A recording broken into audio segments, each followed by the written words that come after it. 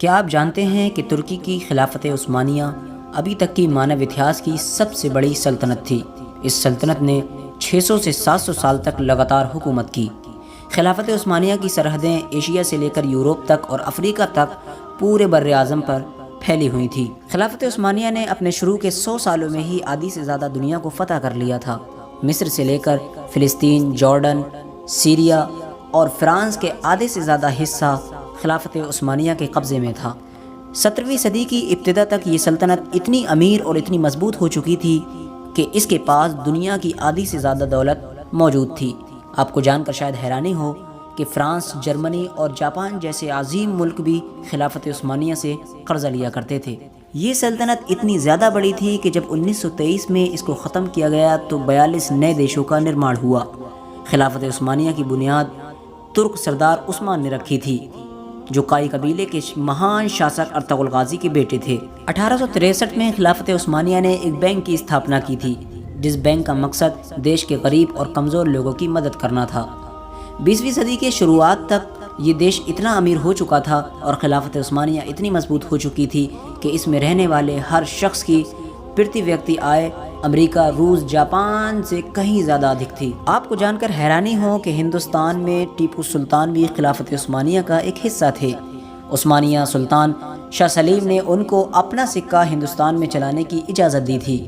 آپ کو جان کر شاید حیرانی ہو کہ عثمانیوں کا خود کا ایک بینک بھی تھا۔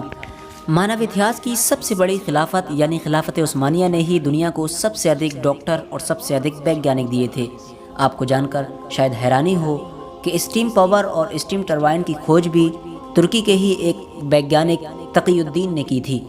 دنیا کا پہلا سرجیکل ایٹلس عثمانی ویگیانک شرف الدین نے بنایا تھا، اور شرف الدین نے ہی بچوں میں ہونے والی بیماری ہائیڈروسفلس کا علاج بھی کھوجا تھا۔ اور آپ کو جان کر شاید حیرانی ہوگی کہ اسی ویگیانک شرف الدین نے ہاتھ کی سرجری کرنے کے بعد ہاتھ پر لکڑی کی پٹی باندھنے کی جو پرمپرا شروع کی تھی، آج پوری دنیا اسے لگاتار نبھاتی آ رہی ہے۔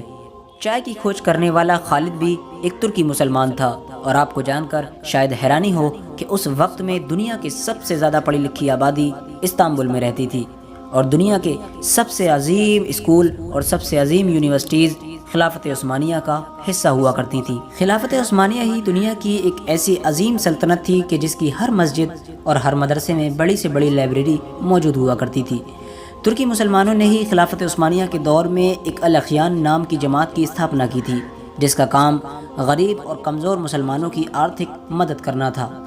الاخیان یہ ایک امیر لوگوں کی جماعت تھی جن لوگوں نے اپنی تمام دولت غریبوں کے اوپر نچھاور کر دی تھی۔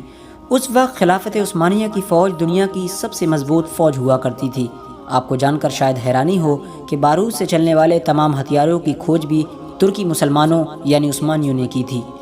پانی پر چلنے والے جہازوں میں بارودوں کا استعمال اور توپوں کا استعمال سب سے پہلے عثمانیوں نے کیا تھا، اور آپ کو جان کر شاید سب سے زیادہ حیرانی ہو کہ بابر جن توپوں کو ہندوستان میں لے کر آیا تھا، وہ توپیں بھی وہ ترکی مسلمانوں سے ہی لے کر آیا تھا۔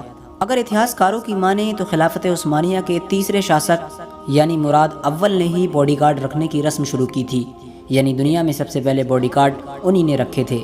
یہ ان کے اپنے پرسنل باڈی گارڈ تھے جو آس پاس کی چیزوں پر نظریں رکھا کرتے تھے۔ ناظرین گرامی، آپ کو جان کر شاید حیرانی ہو کہ خلافت عثمانیہ نے 500 سے زیادہ جنگیں لڑیں، جس میں سے زیادہ تر میں انہیں فتح نصیب ہوئی۔ ترکی کے مسلمانوں میں وہ جذبہ تھا کہ آپ کو جان کر حیرانی ہوگی کہ سلطان محمد فاتح نے صرف 21 سال کی عمر میں قسطنطنیہ جیسے عظیم سلطنت کو فتح کر لیا تھا۔ 1923 میں ہندوستان میں مولانا محمد علی اور مولانا محمد شوکت علی کے نیترتو میں خلافت آندولن کی شروعات کی گئی، اور آپ کو جان کر حیرانی ہوگی کہ ترکی میں آج بھی ہندوستانی مسلمانوں کو ایک عظیم نگاہ سے دیکھا جاتا ہے۔ آج کے لیے ہماری ویڈیو کا یہیں پر اختتام ہوتا ہے۔ ویڈیو پسند آنے پر لائک کریں اور اپنے دوستوں، احباب، رشتہ داروں کے ساتھ ضرور شیئر کریں۔ السلام علیکم ورحمۃ اللہ وبرکاتہ۔ اللہ حافظ۔